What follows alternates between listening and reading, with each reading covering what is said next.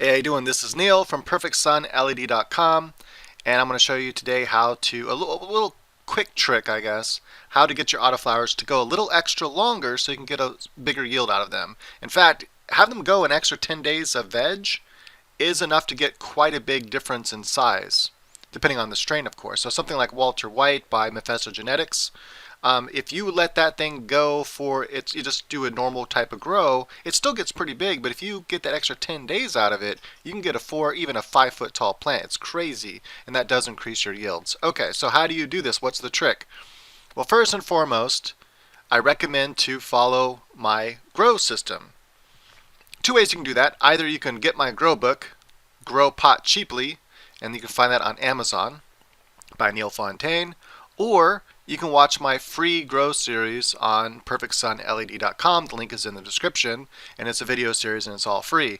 I do plan to try to remake that so that it's more concise and faster, but we'll see what happens. Just got to find the time. Anyway, those are the two ways. So do all that. It's really important. So the first thing is super important. Don't cause any stress to your autoflower. So one of the ways I like to do this is I like to take my seedling and then take a Rockwool cube, and let's say this is the Rockwool cube like this. It doesn't matter. You could do a 2x2 Rockwool cube. That's fine. You can also use a 3x3 or even a 4x4 Rockwool cube, and the same idea is the same. After you have your seedling, so follow my germination method, and your seedling will now have a little taproot on it like so. Actually, let's draw that a little bit like this. There you go. Little taproot like that. We're going to take this, we're going to place inside here. How we're going to do that though, we're going to take a knife, cut this down the center. Hey, there we go, that's close enough. And then we're going to open this up like this. Two pieces like so. Take this seedling and place it right in here. And then gently place these back together. So push these back together gently over that seedling. Nice and snug. If you see that there's any like gaps, just take some off the corners and then kind of put it in between those gaps and smash it together. Take a rubber band, put it around it, let it do its thing inside of a humidity dome for like, a few days, until you start seeing roots come out the bottom, or roots come out anywhere, and then take it and gently make a hole in your cocoa, gently place it in your cocoa. This causes the least stress. You can also take the seedling and gently place it inside the final grow medium, so inside the cocoa, for example. But I found that having that little bit of Rockwool really does help a lot. I've been messing around with different size Rockwool cubes and to get different results. I mean, the 4-inch Rockwool cube works really well, but you have to let it really, get its root system developed before you put it. No matter what size, make sure roots are coming out of it before you put it into its final place. Okay, so that's that. Now on for the trick. That's not the trick. That's just a way to cause little stress to your plant, and that I figured I need to go through that part. I go through that in my book as well. So I don't think I go through that method though. The cutting of the Rockwool and stuff, I don't think I go through that method in my videos. I'm not sure, but it is in the book, and I show some pictures and stuff what it looks like. Okay, so the next thing is, like I said, is the trick. Now here's the trick. So let's go ahead and get started on this. The first thing is you want to take some grow medium. So we're going to represent grow with this kind of, or actually we'll do bloom first, and we're gonna do bloom as more of this kind of darker blue color for just represent the bloom food. And what we're going to do is we're going to take this bloom food and we're just going to feed the plant with this like that. Just feed the plant really good, and you want to feed it bloom for the first 10 days just like that. Bam. So now you got it. You fed it bloom for the first 10 days. Make sure not to feed it too much. Follow my methods. I don't want to repeat everything that I've already said many times. Again, if you can't afford the book for like $7 for the digital, I have the free grow course. Follow that for the first 10 days. It's basically watering with very little water, just enough to keep the area where the plant is nice and good. If you do the first 10 days inside of a humidity dome, then you're just watering that Rockwool cube with just enough water to keep it from drying out, just a little bit every day. Like literally like a half a shot glass every day, if not maybe even a little bit less, just very, very little bit. The next thing, we're going to represent grow with the slightly more cyan blue here like this. And we're going to add some cyan blue, some grow. So here we go, we're just adding some grow, just a little bit here and there like that. And we're going to do that for like the first, I don't know, let's say another 10 days or so. So now we're like 20 days into the plant's life. with grow. Now at this stage you're only using a little bit of grow, like 0.4 EC or something like that, 300 to 400 ppm around there. Once the plant starts maturing, that is once it's about a foot tall, starts getting bigger, you can tell it's starting to grow fast, starting to take off. You know its roots are now starting to grow inside the actual pot itself because it's growing so fast. We're going to bump up that EC now. So we're going to do that, and we're going to bump it up to its normal amount, which is going to be like 0.8 EC, or I don't know, 600 ppm or so, 600-700 ppm. And because we're watering every single day, we replace everything so you don't need to go too overboard with how many ppms you're giving it. Alright, so with that, we're going to represent it with this kind of color here. Now we're going to really lay this down, and we're going to start putting some, good coverage. Now we're watering to runoff every time we water, because now the root system is nice and developed, and so boom, look at that. Oh yeah, look at that runoff right there. We're getting some nice runoff with that. This is not a joke. This is not a parody video. I'm doing this, I don't know why, because it's funny to me. And so yeah. Alright, so yeah, we threw that down, everything came out good, and look at that. Now we're just going to kind of, continue every day to water and just kind of tap it off a little bit like that. Make sure to get runoff every single day. It's really important that when you water daily in coco, and you can only do this in coco, right? Or pure Rockwell. Don't do this in soil because you're going to fuck your plant all up. So there we go. We've watered every day with grow, right? And we just let the plants do their thing. They're growing. Everything's going good. We're just watering with a little bit of water every day to run off. Not a little bit of water, enough to get runoff. And that might change day to day because as your plant gets older and bigger, it starts drinking water faster. So you might notice, hey, I'm not getting runoff. I used to water with, let's say, half a gallon every day, and I got the perfect amount of runoff, but now I'm watering with half a gallon, I'm getting no runoff. It means you got to water a little bit more because they're drinking more, right? Okay. Now, you want to keep doing this until you see these little like white flowers start to happen, right? So once those little white flower tops, boom, there's a little light. Look at that, another white flower, another white flower. Look at that. Look at all those nice little white flower tops are happening here.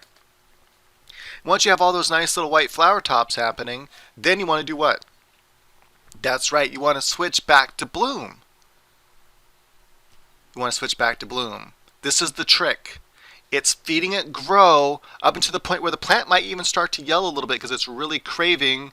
What is it craving? It's craving what it needs in flower, which is not nitrogen, but what's in bloom, a higher part of the potassium and phosphorus. So it's really craving that phosphorus and that potassium, and it wants to bud forth. You're kind of holding that back, and this kind of stays it a little bit longer. This will give you like an extra 10 days in veg or so if you follow my grow method. If you don't cause any stress and stuff to the plant, this method will extend the life of your autoflower. So for example, Gorilla Glue by Gorilla Glue by Fast Buds typically goes about 68 days max, but I got it to go more like 78 days before she was done using this method, and that was just this last time. Although she didn't get much bigger because she did cause some stress to everything. Didn't go perfect.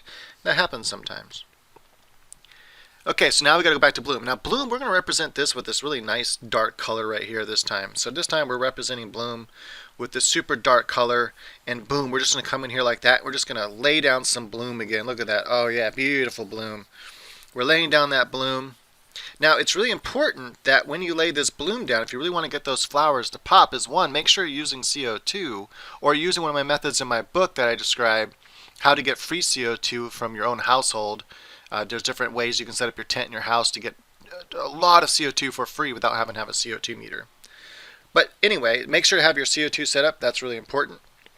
And then use a PK booster because they want that extra PK. So a PK booster, you can use like, what is it called? Monster something. It's like I think a blue powder. I used to use that.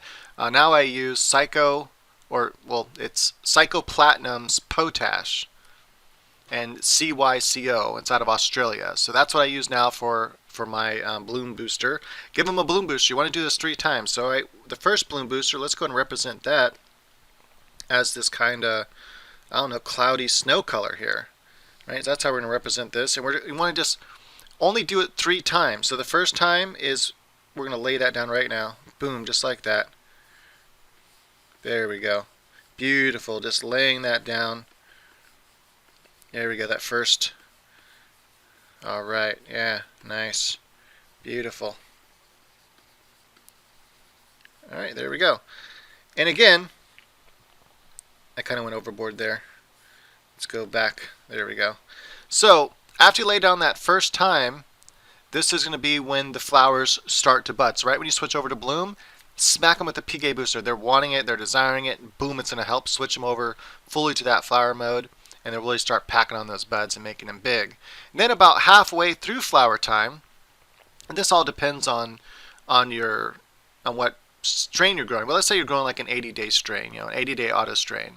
So let's say it takes to like day 45 before it really starts packing on those buds because you do this, extending thing. You use this technique to extend its life a little bit. Then it starts putting on those buds. That's when you give its first PK booster. Now the second PK booster is going to be, and you want to do this for about a week. So feed it PK booster for about a week. So you're watering every day. Make sure you do that for about a week, about 7 days. And then the next time you're going to do it is probably going to be like around day 75 or so, maybe 70, something like that. So about, part way, might want to make sure the flowers start to look like buds a little bit. Once they start to kind of look like buds, but they're not stacking up yet, that is, look at when the buds look like this, you have the stem, and you have a bud here and a bud here and a bud here, and they're starting to kind of connect together to make one bud, for example, at the top. That's when you want to smack it again. So let's go ahead and do that now. Let's go ahead and take this, and we're going to just, right here, now she's in that second stage. Maybe it happened around day 70. Whenever that happens, that's when you do this. And we just smack it with just a little bit like that. Then I'm going to take a darker shadow color to represent this stage here. Alright, there we go. Now we want to do the final stage, and the final stage is when she's getting close to being finished. That's when the buds have actually stacked up. They look like one bud. They're starting to look like how a bud should look, but they're not done yet because they haven't really gone through their swelling stage yet. So the individual buds have now just started to form into one big bud at the tops, and they look like an actual nug. Like they look like, yeah, that's how my marijuana plant's supposed to look when it's getting close to being done. Then you hit it one more time with the PK boost. We'll represent that again with this kind of sky color here. And we'll just kind of hit it like this. Look at that. Oh yeah, there we go.